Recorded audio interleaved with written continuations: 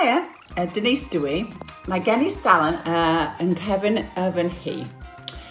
Rwy fi'n mynd I ddysgu chi I sychu eich gwallt gan defnyddio sychu gwallt a brwsh. Yn gyntaf, rwy fi'n mynd I defnyddio y product I helpu eich cadwch eich style.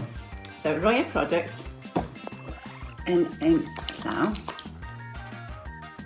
Cyntaf, dal y sychu gwallt I law. Wedyn, rapio gwallt around y gwmpas I ben.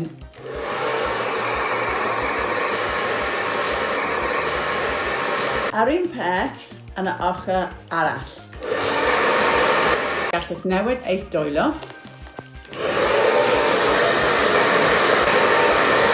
Now, troi y brwsh I creu volume.